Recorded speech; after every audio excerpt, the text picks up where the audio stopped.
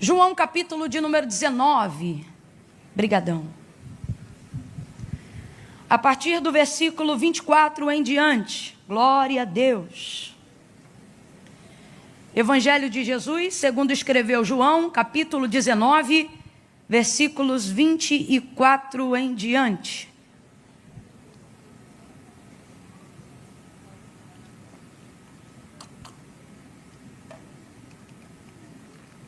Quem achou pode dar um amém? Amém. Diz assim o texto: disseram uns aos outros: não rasguemos, mas lancemos sortes sobre ela, para ver de quem será. Isto aconteceu para que se cumprisse a Escritura. E isto aconteceu para que se cumprisse a Escritura, que dizia: dividiram entre si as minhas vestes e sobre a minha túnica lançaram sortes. E foi o que fizeram os soldados. Junto à cruz de Jesus estava a sua mãe, a irmã dela, e Maria, mulher de Clopas, e Maria Madalena. Vendo Jesus ali a sua mãe, e que o discípulo a quem ele amava estava presente, disse à sua mãe: mulher, eis aí o teu filho. Depois disse ao discípulo: eis aí a tua mãe. E desde essa hora em diante o discípulo a recebeu em sua casa. Mais tarde, sabendo Jesus que tudo estava consumado, e para que a Escritura se cumprisse, perceba, e para que a Escritura se cumprisse, disse: tenho sede. E estava ali um vaso cheio de vinagre, e embeberam de vinagre uma esponja, colocaram-na numa vara de ísopo e chegaram-na à sua boca. Quando Jesus recebeu o vinagre, disse: está consumado. E inclinando a cabeça, entregou o Espírito. Como era o dia da preparação, os judeus, para que os corpos não ficassem na cruz durante o sábado, porque esse sábado era um grande dia, rogaram a Pilatos que lhe quebrassem as pernas e fossem tirados os crucificados. Foram os soldados e quebraram as pernas do primeiro e a do outro, que com ele fora crucificado. Mas, chegando-se a Jesus e vendo-o já morto, não lhe quebraram as pernas. Contudo, um dos soldados transpassou-lhe o lado com uma lança, e imediatamente saiu sangue e água. E aquele que viu isto testificou que o seu testemunho é verdadeiro, e ele sabe que é verdade o que diz, para que também vós o creais. Verso 36. E estas coisas aconteceram para que se cumprisse a Escritura que dizia: nenhum dos seus ossos será quebrado. E você diga amém por essa palavra. Glória a Deus. Oh, aleluia. Põe a mão sobre o seu coração, deixe sua Bíblia aberta sobre o seu colo. Oh, aleluia. Aleluia, aleluia. Em dias como hoje, onde, dada a elevação da expectativa, a minha dependência em Deus é também elevada, ela aumenta. Eu me lembro de quando, bem no início, ainda caminhando com o Senhor, ele dizia para mim: não temas, abra a tua boca que eu a encherei. E em dias como hoje eu me lembro destas palavras, e isso me dá força, me anima a fé. E vezes antes de assumir a tribuna para ministrar a palavra de Deus, Deus sempre usava alguém no círculo de oração, antecedendo a ministração da palavra, e era um corinho que me lembrava uma oração, né? É uma oração cantada, na verdade. Se você é dessa época, você conhece esse lançamento, diz assim: fala Deus, fala Deus, toca-me com braço. Faça disso uma oração, diga: fala Deus, fala Deus. Sim, alegre atendo ao teu. Fala Deus, fala. Fecha os teus olhos, curve a sua cabeça. Fala Deus. Fale com Ele. Toca-me com brasas do... Faça disso uma súplica, peça. Fala, Deus. Fala, Deus. Sim, alegre até. Sim, alegre até. Sim, alegre atendo ao teu. Senhor nosso Deus e nosso Pai, é com alegria que queremos atender ao teu mandar. É com alegria que queremos atender o teu comando. Nós estamos aqui, Senhor, por causa do teu nome. Nós estamos aqui por causa da tua glória. Nós estamos aqui para exaltar a tua fidelidade nesta noite.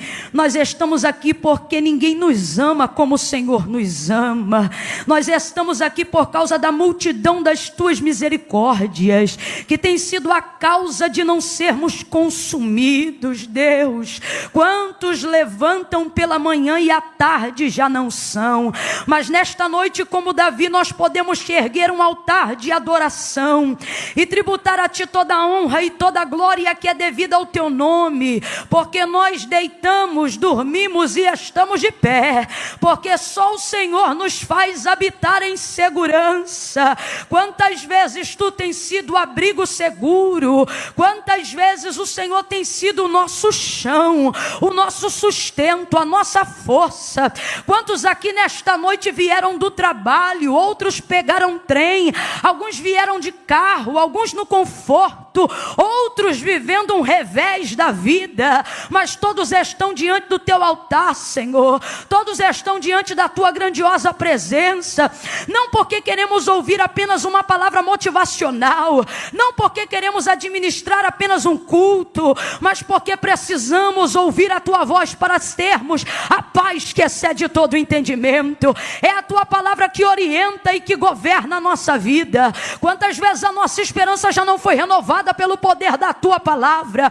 Tu és o mesmo e não mudaste, o Deus de Abraão, o Deus de Isaac, o Deus de Jacó, e por isso nós viemos aqui, porque tu também é o nosso Deus. Graças ao sangue do teu filho vertido na cruz do Calvário, agora eu elevo a minha voz em oração a ti, junto com a tua igreja, e não estou preocupada com técnica nem com oratória. Eu estou preocupada em que o Senhor manifeste a tua vontade de acordo com o teu querer. Trabalha nos nossos corações, continua falando conosco. Levanta aquele que entrou hoje aqui perturbado, caído. Liberta aquele que está sentindo-se oprimido. Aonde houver uma dor agora no organismo e no corpo, alojada, querendo desvirtuar a atenção desta pessoa para ouvir a tua palavra, neutraliza, cancela toda a obra do mal nas regiões celestiais, ou que seja no corpo físico, espírito, alma e corpo. A tricotomia de cada jovem, a tricotomia de cada criança, a tricotomia de cada ancião. Aqueles que estão acompanhando ao vivo agora pela internet, passe em revista. O Senhor conhece o nome, o endereço, cura das enfermidades da alma e do corpo. Nós repreendemos toda friga, todo cruzar de dedo, encantamento, palavra ao contrário, seja neutralizada, vencida e sem força agora, no nome de Jesus. Fala no profundo.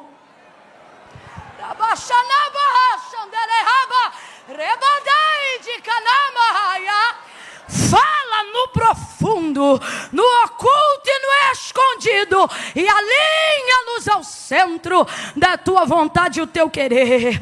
Glorifica, glorifica, glorifica, glorifica o teu nome, e nós te glorificaremos ainda mais, não a nós, Senhor, mas ao teu nome. Glória, sem cessar. Nós oramos e te pedimos, fala, que os teus servos ouvem, em nome de Jesus. Quem concorda, diga oh, amém, aleluia, oh, aleluia, Aleluia, aleluia. Muita gente sendo curada hoje aqui, aleluia. Oh, eu acho que você não me ouviu, eu vou falar de novo. Antes desse culto acabar, você vai procurar aquela dor chata que estava te incomodando, aquela dor chata que estava roubando a sua atenção, aquela enfermidade que estava furtando a sua alegria, e você não vai achar, porque o Senhor está cancelando enfermidades no corpo nesta noite, aleluia. Levante a sua mão e renda graças ao Senhor. Levante a sua mão e adore o amado, o desejado e a glória desta casa. Oh, aleluia, aleluia, aleluia, aleluia. Meu Deus, oh glória. Eu vou contar de 1 a 3, e quando eu disser 3, você vai liberar uma palavra que determina o rumo profético daquilo que eu acredito que o Senhor nos confiou como verdade para esta noite. Amém? No 3, você vai virar para esta pessoa e vai dizer para ela deste jeito: vai se cumprir tudo. Amém? Quando eu disser 3, você libera a palavra. Qual é a palavra que você vai liberar? É 1, é 2, é 3, vai! Agora para o outro vizinho, vai! Oh, aleluia, aleluia! Porque esta palavra é fiel e verdadeira. Porque Deus não é homem para que minta, nem filho do homem para que se arrependa. Falaria e não cumpriria? Oh, diria algo que não fosse capaz de fazer? Como cantou Maria, nós também profetizamos nesta noite. Porque para Deus não há impossível em nenhuma de todas as suas promessas. Aleluia! Oh, aleluia! Aleluia! Aleluia! Deus tem me ensinado que a fé não foi feita para sentir, foi feita para saber. E falando isso, eu já quero liberar uma palavra aqui sobre a sua vida, pelo menos a priori, a princípio, no início da disciplina da fé, porque toda virtude que nós temos precisa ser disciplinada. Toda virtude que nós temos precisa ser doutrinada, porque o corpo, na sua carne, para Deus, voluntariamente não opera nada. A carne é egoísta. Ela só milita em prol dela mesma. Então, quando ao despertar de um dom, ou a manifestação de alguma virtude, seja ela a humildade ou alguma outra coisa, isso precisa ser disciplinado. Então, estou falando sobre o início da disciplina da fé. E pelo menos a princípio falando, eu gostaria que você gravasse isso na sua mente. A fé não sente, a fé sabe. E é muito importante que você tenha isso em mente. Uma fé que está acima de uma esfera sensorial. Porque uma fé sensorial, ela pode ser até interessante enquanto o culto está rolando. Mas ela não tem eficácia o suficiente para a vida. Por quê? Porque aonde é que fica essa fé depois que o culto acaba? Eu vou falar bem rasgado, todo mundo vai entender. Eu não duvido. Pelo contrário, a sua presença aqui nessa noite é a maior comprovação e confissão pública de fé de que você crê. Senão você não viria a este culto.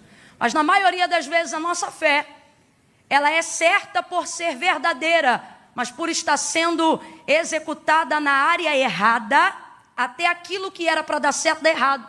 Não por falta de fé, mas por estar utilizando uma fé genuína no lugar errado. Ou, em outras situações, por estar achando que se tem uma fé genuína, quando na verdade tudo que se tem é uma fé sensorial, uma fé motivacional.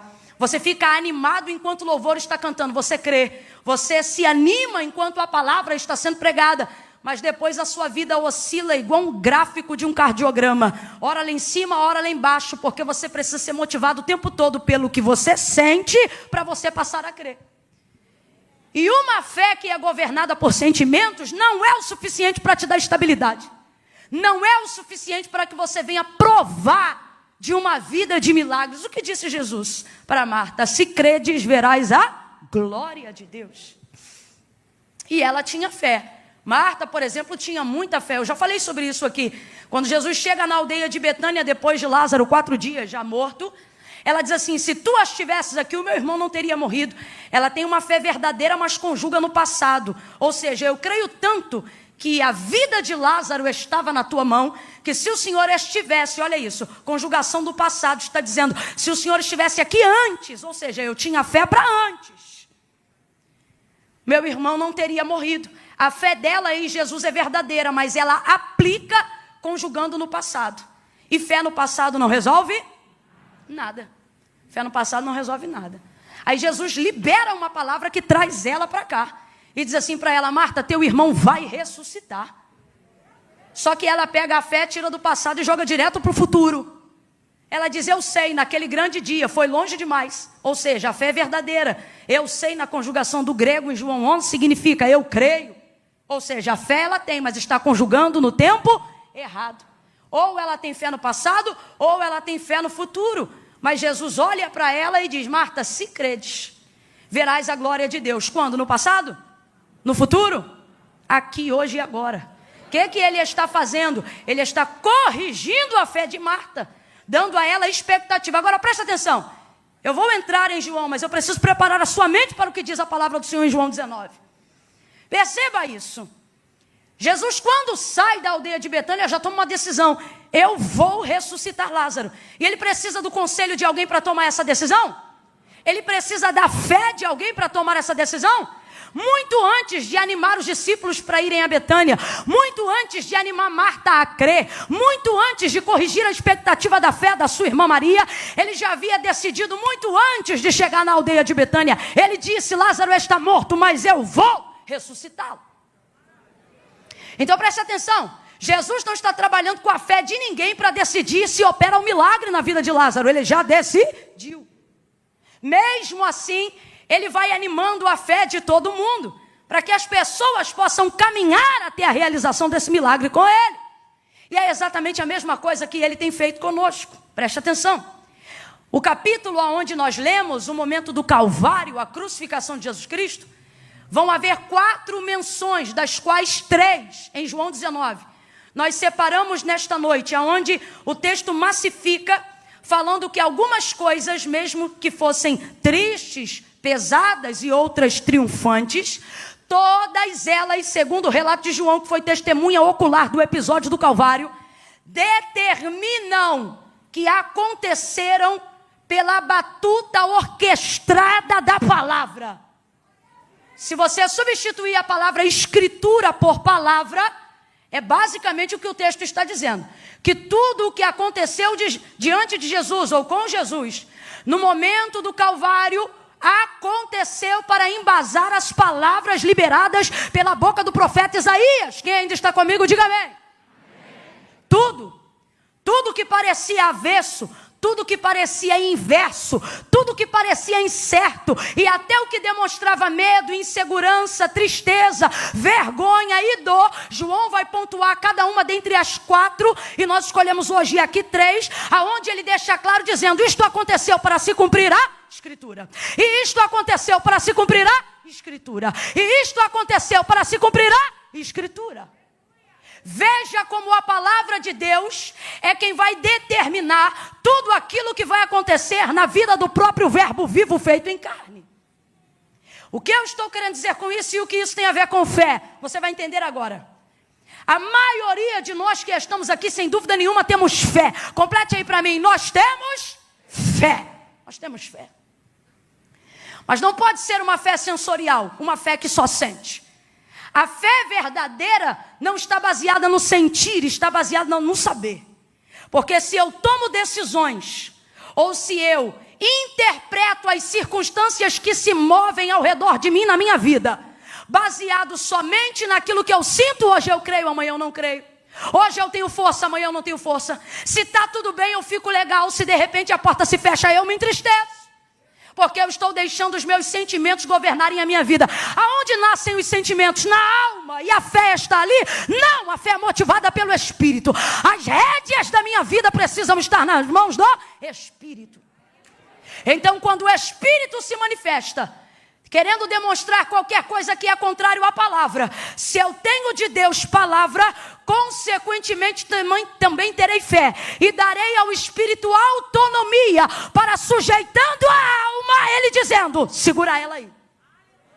Por quê? Porque não é baseado no que eu sinto, é baseado no que eu sei. Vai ouvindo aí.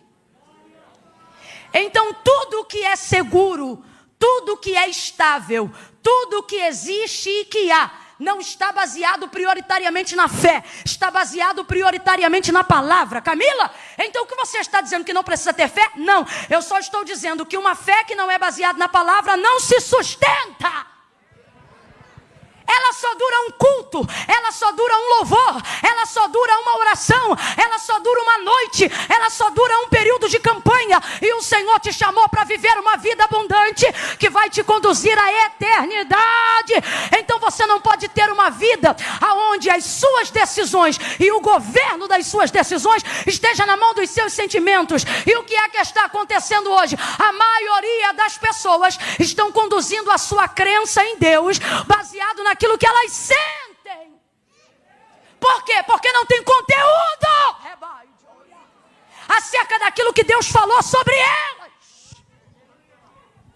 E Camila, e daí? E daí que você vai ver em João 19 nesta noite. O tamanho da importância é uma questão de sobrevivência para aquele que diz crer em Deus. Ter consciência do que a palavra de Deus diz acerca e ao meu respeito e ao seu respeito. Deus não tem compromisso com cor. Deus não tem compromisso com cabelo. Deus não tem compromisso com conta bancária. Deus não tem compromisso com estilo, com estirpe, com shape. Deus não tem compromisso com conta corrente. Deus não tem compromisso com a não. Deus tem compromisso com a palavra. Ele corresponde à palavra. Deus não corresponde a sentimentalismo. Eu não estou dizendo que Deus não é sensível. A manifestação de Jesus Cristo na terra é a maior prova da sensibilidade de Deus para com a humanidade. Agora, o que é ser sentimentalista? É se tornar refém de um sentimento e dar para ele o governo das minhas decisões. Você acha que vai convencer Deus acerca das coisas que você precisa, dizendo para Ele apenas o quanto você está magoado? Você precisa reagir e se comportar diante de Deus, respaldando diante dEle a palavra. Por quê? Porque Deus não corresponde a rostinho bonito, nem carismático. O caminho é igual para todos. Disse Jesus, se vós estiverdes em mim e as minhas palavras estiverdes em vós, pedireis o que quiserdes no meu nome. Ele disse, eu vou pensar. Ele disse, eu vou estudar o caso? Não. Se vós estiverdes em mim e as minhas palavras estiverdes em vós, pedireis o que quiserdes no meu nome. Isto vos será feito. O quê? O que você está pedindo. O alvo da sua súplica. A área de atendimento da sua necessidade. Mas é mais fácil falar do que eu sinto do que falar do que eu sei. Por quê? Porque eu não leio a Bíblia. Porque eu baseio a minha fé em cima do que os outros falam e não em cima do que a Bíblia diz. Mas hoje o Espírito Santo vai te sacudir com todo carinho pelos dois ombros e ele vai dizer, a partir de hoje você não será como uma folha seca, você não será como uma cana agitada pelo vento, você não será prato de manobra na mão de gente corrupta. Deus te trouxe hoje aqui para te dizer, a partir de hoje vai ser menos eu acho e mais a Bíblia diz. A palavra de Deus diz, a palavra de Deus garante, e Deus tomará o governo de todas as decisões da sua vida. Hoje eu ministro algo esquisito aqui. Eu ministro um tipo de fé fria.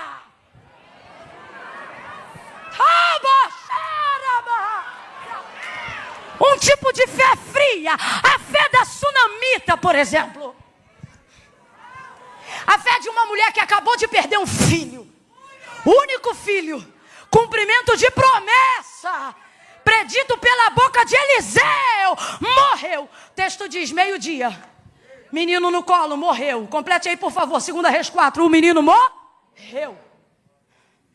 Aí o que o texto diz sobre isso? Que ela pega o menino, irmão, que é isso? Filho único. pega o moleque, que a gente acredita já ter aí quase encabeçando 12 anos de idade, porque é o período de idade de quem já pode sair de casa para ver o que o pai está fazendo no campo, no comércio, na empresa, seja lá onde for que ele trabalhasse. Pega o menino no colo, já é estranho uma mulher pegar um menino desse tamanho no colo. Pega o menino no colo, sobe as escadas, porque o texto diz que o quarto de Eliseu ficava no pavimento superior. Quem está conseguindo imaginar a cena? O moleque está morto. Ela viu que não tem mais vida nele. Quando não tem vida no alvo daquilo que eu quero que viva, para Deus não tem problema. Sabe por quê? Porque Ele não depende da fé que você coloca nas pessoas ou que as pessoas colocam em você. Ele só depende da fé que você decidiu colocar nele. Não, eu não sei se você entendeu. Veja, não tem mais vida no menino, mas tem vida na mãe. Ela pega o menino no colo, sobe as escadas, abre a porta do quarto do profeta, deita o menino sobre a cama do homem de Deus. O texto diz que ela fecha a porta. Parece que eu imagino a cena, ela pegando a chave e colocando no bolso. Desce ela as escadas, murcha a barriga e estufa o peito. Porque quanto mais mal alguém tiver, mais necessidade tem de mostrar que está bem. Aí ela vai descendo e diz: marido, chama o servo para mim, manda trazer a charrete e a jumenta. Ele dá ordem primeiro, parceria, e pergunta por quê depois. Aí ele diz: mas vais aonde? Ela diz: eu vou ao encontro do homem de Deus. Ela sabia que ele estava no Carmelo, aonde preservava o mesmo costume do seu mentor Elias, que orava com a cabeça entre os joelhos. Oh, quanta gente perdendo o costume dos joelhos. Deixa isso para outro dia. Aí ela pega a charrete, ela pega o moço da casa, o servo, e ela diz assim para ele: guia, anda e não para. Olha a frieza dessa mulher. Olha isso. Guia, anda e não para, senão quando eu te disser. Duas verdades. Ela não tem condições de dirigir esse carro sozinha. Então ela chama alguém para guiar, mas a direção ainda é dela. Não, olha isso. Não permita com que no momento de vulnerabilidade, porque pessoas sentimentais são assim. No momento de vulnerabilidade, vocês deixam a gente que não sabe do que está acontecendo te dizer para onde você tem que ir. É por isso que você precisa ter conhecimento do que Deus tem ao seu respeito. Por quê? Porque na hora de um momento onde você estiver desesperado, na hora de um momento em que você estiver angustiado, você saberá para onde ir, mesmo quando não puder guiar-se até lá. Ela diz para ele: guia, anda e não para. Sabe o que ele está dizendo? Quem vai dirigir é você, mas a direção é minha. Você vai para onde eu estiver dizendo para você ir. E para onde ela vai? Ela vai ao encontro de Eliseu. Porque já tem ali pelo menos 15 anos de amizade e de relacionamento, no mínimo, jogando por baixo, desde o primeiro dia que ele entrou, até agora que o menino é crescido. E como ela faz isso, irmãos? Porque ela está indo em direção ao Carmelo, onde está o profeta Eliseu. Deus falou comigo isso. Deus disse assim para mim: ela sabe quem ele é, sabe aonde ele está e sabe o que ele pode fazer.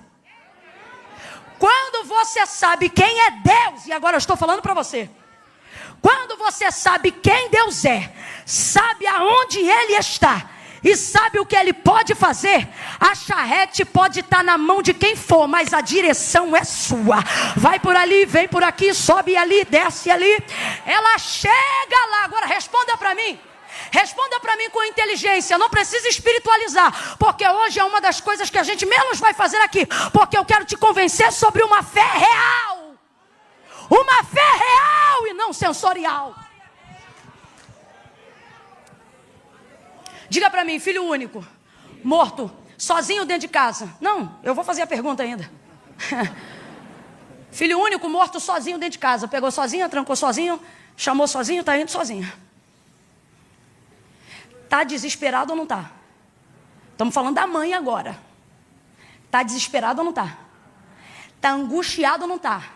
A alma está de cabeça para baixo ou não está? A mente está fervilhando mais do que panela de pressão, sim ou não? Vamos lá, gente, é mãe, sim ou não? Sim.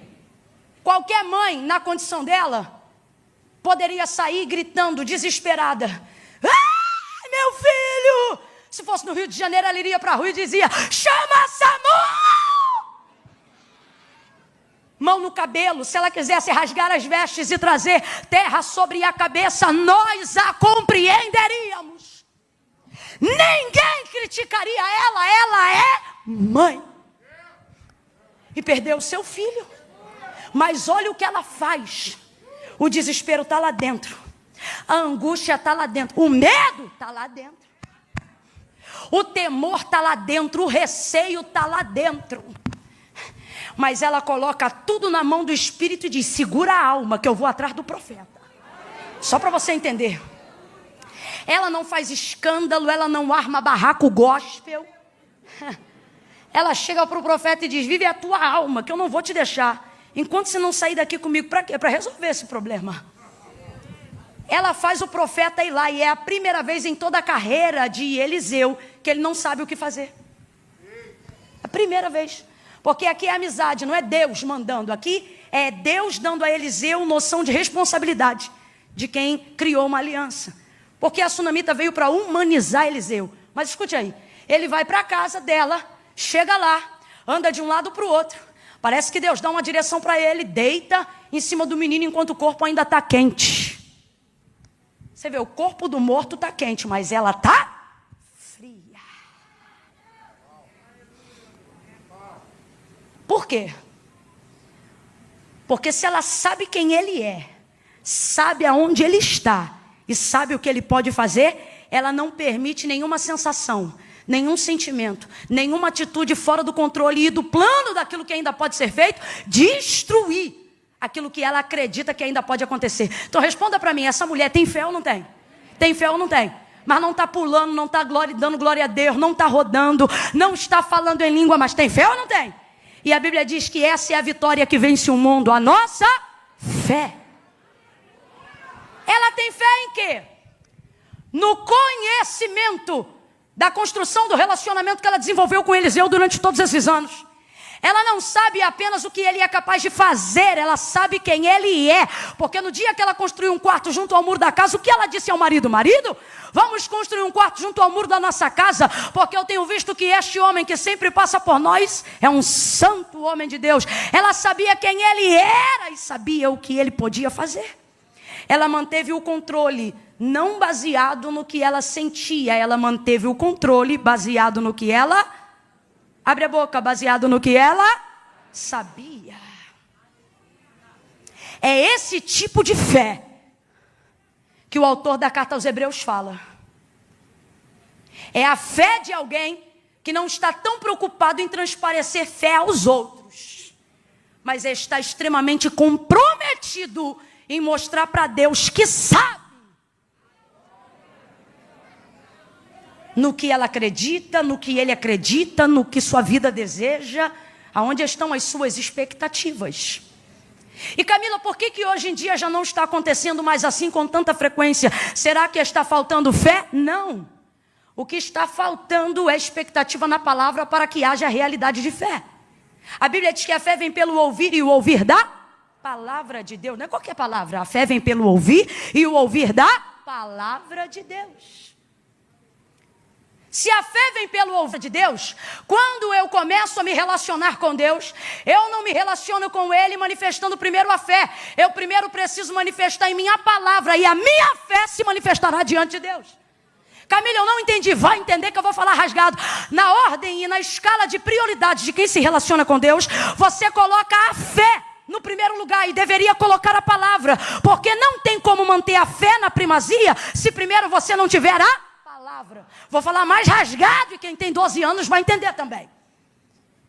As pessoas dizem assim: tal coisa não aconteceu, ou aquilo não aconteceu, porque fulano não teve fé para Deus fazer. Fé para Deus fazer. Eu já ouvi isso muitas vezes. É quase um jargão popular de quem fala crentez. Fé para Deus fazer. Deus não precisa de fé para fazer nada. Ouça isso com muita atenção. Camila, Deus não precisa da minha fé para fazer nada, não precisa. Sua fé não dá para Deus poder de fazer nada. Se você crê, Deus pode. Se você não crê, Deus continua podendo. Deus não depende da sua fé para manifestar o poder que Ele já tem. E isto está provado na palavra, não estou inventando. Antes de querer me chamar de herege, ouça o que a Bíblia diz, e anátema seja tu, ao invés de mim. Gênesis capítulo de número 1. No princípio, a terra era sem forma e vazia. Complete por favor aí, eu vou dizer, olha, não havia nada. Complete aí, não havia? Não havia? No princípio a terra era sem forma e vazia. Isso significa que não havia? E o Espírito de Deus, não é de Satanás não, é o Espírito de Deus, não é das trevas não. E o Espírito de Deus se movia sobre a face das águas. E o Espírito de Deus, então vamos lá, quem se movia sobre a face das águas que estavam no abismo, era o Espírito de? O Espírito de? Mesmo assim, Deus estava no princípio, e o Espírito dele já se movia no princípio, mas não manifestava nada, não criava, não movia nada. Deus estava lá no princípio. O Espírito se move, mas não realiza nada, não cria nada, não produz nada, não projeta nada, não nasce nada. Só tem Deus lá, mas mesmo assim não acontece. Aí você conhece a história bem de Gênesis 1. E disse Deus. É a primeira manifestação de verbo. É a primeira manifestação de palavra. E João diz que Jesus já estava lá desde este dia. Porque diferente dos outros evangelistas, ele já coloca no cabeçalho da biografia não o nome de José, nem o nome de Maria. Porque João não predata a manifestação de Cristo na conceição de Maria. Ele predata a biografia de Cristo lá no princípio. Quando ele diz, no princípio era o verbo estava com Deus.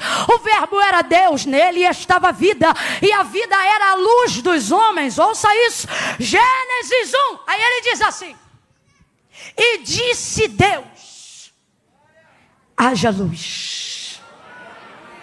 Eita gente, e o que aconteceu? E houve luz.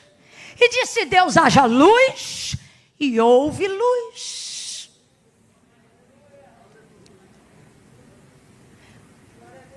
Quando Deus disse, haja luz, quem foi que disse? Amém. Tá ligado? Quando Deus disse, haja luz, qual anjo gritou? Eu creio. Preste atenção, tentando resumir para você entender. Não há manifestação de realidade de fé em Gênesis 1. O que há é manifestação de palavra. Ninguém disse eu creio, não há manifestação de fé em Gênesis 1. O que há é manifestação de palavra. Camila, o que você está dizendo? Que eu não preciso ter fé? Não. Estou dizendo que é necessário que todo aquele que se aproxima de Deus creia que Ele exista e que Ele é galardoador daqueles que o buscam. Mas quando isto vai se tornar uma realidade? Quando ao invés de colocar a fé no pináculo, eu colocar a palavra. Então preste atenção. Deus não depende da minha fé para fazer, porque o autor da carta aos Hebreus legitima a seguinte verdade, porque céus e terra, tudo que existe e tudo que há, não foi feito por prova aparente do que se vê, mas foram criados pelo poder da fé, foram criados pelo poder da sua palavra. Então não há em Deus moção de fé, para que Ele tenha poder para fazer o que quer fazer. Se você crê, Deus faz. Se você não crê, Deus continua fazendo. Só que só recebe a vida de quem crê. Porque Deus não precisa de fé para fazer. E por que ainda assim eu creio, Camila? Porque Deus não precisa de fé para fazer. Eu preciso de fé para receber aquilo que Deus já fez. Então eu creio. E no que eu creio, Camila? Eu preciso crer no que a Bíblia diz sobre mim. Eu preciso crer no que a palavra de Deus diz sobre mim. E quando isto acontecer, quando isto acontecer, o que? Eu tiver consciência do que a palavra de Deus garante ao meu respeito, a minha fé será atestada, será segura, será poderosa, porque ela não andará mais de acordo com o que ela sente. Por ter palavra, ela andará de acordo com o que ela sabe. Mesmo quando eu não estiver sentindo nada, eu venho para o culto. E mesmo quando eu estiver na TPM, eu digo, fiel é Deus que está no céu. E mesmo quando a enfermidade bater a porta da minha casa, ainda num leito eu direi, Ele cura, Ele salva. Por quê? Porque não é uma fé que está baseada naquilo que eu sinto, é uma fé que está baseada naquilo que eu... E ela é poderosa para durar, mesmo depois que o culto acaba. Ela é poderosa para me sustentar ao longo da minha vida. Por quê? Porque a primazia dela não está baseada no que eu sinto, mas está baseada no que a palavra de Deus diz a meu respeito. Por que Deus respondia tão rapidamente a Abraão? Por que Deus respondia tão rapidamente a Moisés? Por que Deus respondia tão rapidamente a homens que Ele usa como príncipes de fé e de obediência? Porque eles não oravam o que sentia. Olha o que eles oravam. Quando eles entravam em juízo para pedir algo para Deus, eles oravam e diziam assim: porque tu disseste. Quando Deus decidiu que ia acabar e exterminar com o povo no deserto, Moisés não disse: Deus, por favor, não. Deus, por favor, eu amo o povo. Não. Moisés colocou diante de Deus sua própria palavra. E Deus sabia que ele faria isso. Deus, na verdade, não estava provando a ele, estava provando o coração de Moisés. E Moisés olhou para ele e não disse o que sentia, simplesmente reproduziu as mesmas palavras que Deus havia dito acerca do povo. Porque tu disseste que faria este povo herdar a terra que jurou aos seus pais. E isso fez com que Deus mudasse a momentânea sentença que aparentemente estava sendo delegada naquela hora diante do povo no deserto. Ezequiel, capítulo de número 37, nós vamos ver a maior realidade do que está sendo dito aqui. Em visão, o Senhor conduz Ezequiel a um vale que estava cheio de ossos sequíssimos. A mão do Senhor o leva ali. Então lhe é perguntado: filho do homem, poderão viver estes ossos? Senhor Deus Jeová, vou traduzir. Sabe o que Ezequiel está dizendo? Sobre o vale eu não sei, mas sobre o Senhor. Sabe o que ele está dizendo? Não vou falar o que eu não sei. Esse vale não sei. Esses ossos não conheço. É basicamente isso. Agora o Senhor eu conheço. Quando ele diz tu sabes, ele está dizendo: a minha fé não está no vale, a minha fé está no Senhor. Aí ele disse assim: então, filho do homem, profetiza. E Ezequiel profetiza o quê? Nada. Ele fica caladinho, esperando Deus dizer qual é a palavra. Porque profeta de verdade não inventa palavra. Ele só procura ser fiel àquilo que Deus já disse. Porque a palavra de Deus é o bastante. Aí ele diz: diga-lhe assim. E tem 2 pontos no texto. Diga-lhe assim: vento dos 4 cantos. E aí ele começa a repetir todas as palavras que Deus, o Senhor, estava falando com ele dentro daquela visão. E aí, enquanto a palavra era reproduzida, houve um barulho e um reboliço muito grande naquele vale.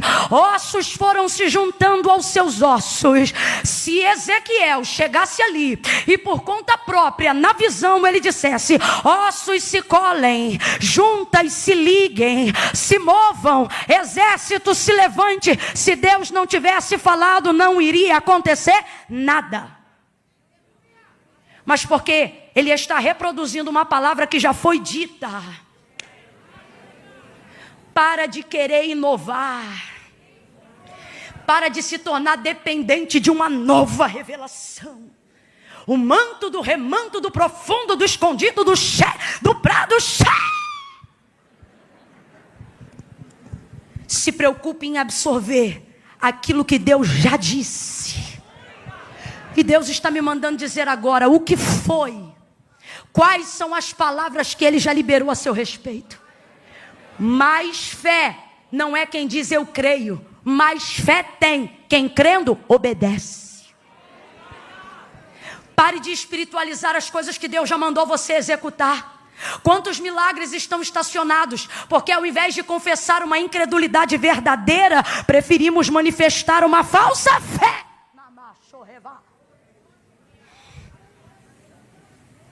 Segunda Reis 4, a viúva: meu marido morreu, credor está na porta. Declara-me o que tens, disse Eliseu. Só tem uma botija de azeite. Entra no quarto, fecha a porta, e nos vasos que pediu todos emprestado, derrama o azeite da botija nos vasos. Ele disse derrama, palavra de ordem, verbo imperativo. Ele disse vai e derrama. Sabe o que ele está dizendo? Ele está dizendo, vai e faz. Ele não está dizendo creia, ele já está trabalhando com a fé que acredita que ela tem. Por isso ele não diz entre e ora, ele disse entra e faz.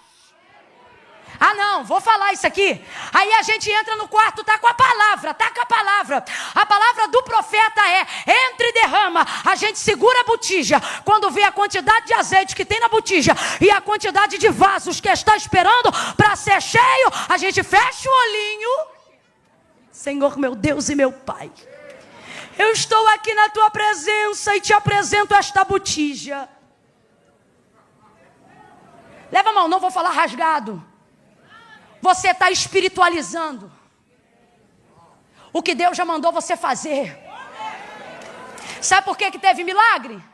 Porque ela foi lá e derramou. E se você ler direitinho, em casa lê, não acredita, lê. E se crê, lê de novo. O azeite não foi multiplicado dentro da botija. E também não foi multiplicado dentro do vaso. O azeite foi multiplicado no fio do azeite enquanto ela derramava. Camila, eu ainda não entendi. Agora veja bem, se ela chega e começa a orar, pastor Dilton, enche a minha botija, transborda a minha botija, Deus não ia fazer? Porque a palavra não era entra e ora, a palavra era entra e derrama, faz. Aí Deus já falou, eu coloquei na tua vida unção para curar. Quando vem aquela onda no culto de avivamento, Deus diz que está curando, você sente um monte de coisa. E de vez em lá e chapar a mão em quem Deus mandou você chapar. Aí você fica assim, Deus me dá unção, Deus me dá unção. Deus diz, unção eu não te dou mais, porque eu te dou unção desde o dia que você nasceu. Agora começa a pedir coragem, porque unção para curar você já tem. Mas você não faz, você não toca. Por que não? Porque você prefere espiritualizar. Deus trabalha numa incredulidade sincera, mas não suporta uma fé falsa.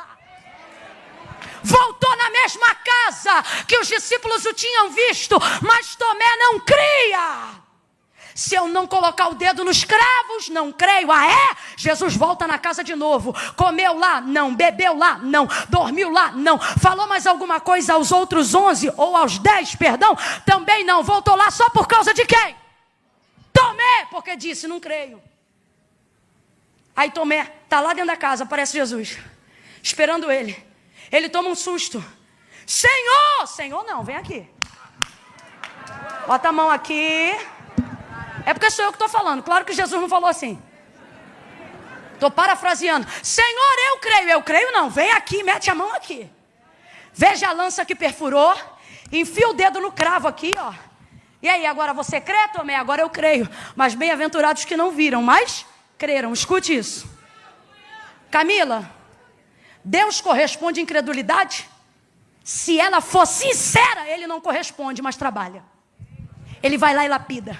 É melhor alguém que chega no culto e diz, Senhor, eu vim hoje porque eu quero crer, mas a minha fé precisa ser aperfeiçoada. Eu não estou bem não. Eu estou espiritualizando para não dar de frente com a verdade, que é qual? Que eu sou um crente meia tigela.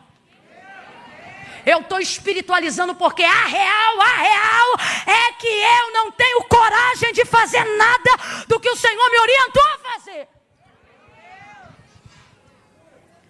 Se a incredulidade for sincera, haverá chance.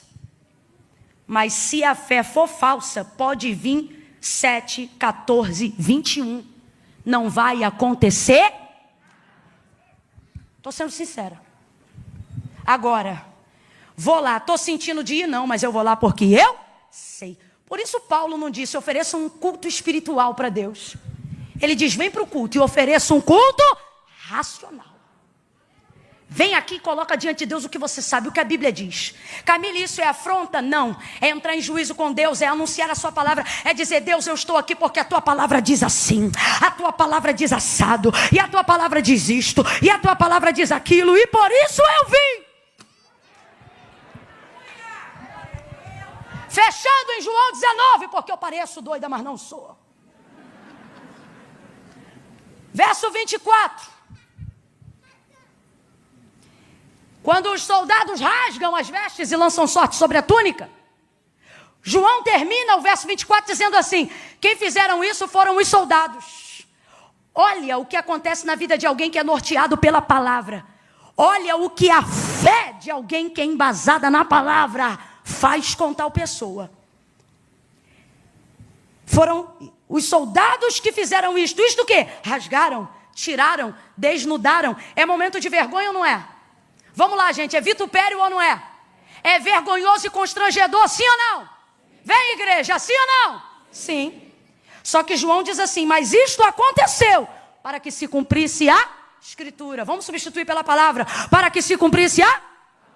E aí João repete a palavra que está escrita pela boca do profeta Isaías, que foi dita muitos e muitos anos antes deste fatídico dia chegar. Sabe o que João está dizendo? Porque eu sei o que a palavra diz sobre o que isso está acontecendo. Foram os soldados que fizeram, mas eles só fizeram porque a palavra diz que eles fariam isso. Ponto número 1. E serão só 3. Quando eu tenho em Deus a palavra, eu não transfiro para ninguém aquilo que eu sei que só está acontecendo porque a palavra de Deus se mantém no governo. O que está acontecendo aqui é bom? Não. O que está acontecendo aqui é legal? Não. O que está acontecendo aqui é confortável? Não.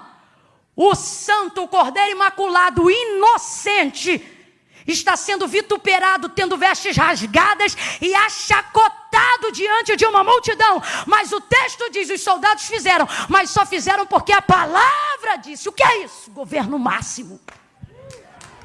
É acreditar que até quem se põe diante de mim como adversário... A banda da Cleide Jane sobe aqui rapidão pra gente já ir terminando. Cadê? Tua banda tá aí? É acreditar que se eu estou debaixo de uma palavra, até os adversários e circunstâncias adversas e pessoas que se colocam como inimigos estão trabalhando igual ponteiro do relógio. Elas estão trabalhando para fazer cumprir aquilo que Deus liberou sobre a minha vida. Levante a sua mão. Eu estou declarando esta palavra sobre a própria palavra de Deus. Estenda ela bem alto. Agora traga ela sobre sua própria cabeça. Quando você tem a palavra, eu não preciso dizer diretamente sobre você. Você tem o mesmo poder delegado que está sobre mim. Traga a sua mão sobre a sua cabeça. Se tu tens fé para isso, vem. Se não tens, vem na minha fé que eu vim crente. Pegue essa mão, faz assim agora. Atmosfera circular, governo e totalidade. Diga comigo, diga eu estou debaixo de uma palavra. Faz isso sem encostar no teu irmão e diga, você está debaixo de uma palavra. Sua casa está debaixo de uma palavra. Teu casamento está debaixo de uma palavra. Os teus filhos estão debaixo de uma palavra. Tua vida espiritual está debaixo de uma palavra. Deus tem palavra para a tua alma. Deus tem palavra para o teu corpo. Deus tem palavra para as tuas emoções. Deus tem palavra para o teu espírito. Ouça, Ele tem palavra para os teus negócios. Ele tem palavra para a tua vida espiritual. Ele te trouxe hoje aqui e Ele está dizendo, não ande a ermo, ande direcionado. Você está debaixo de uma palavra. E por isso vai se cumprir tudo.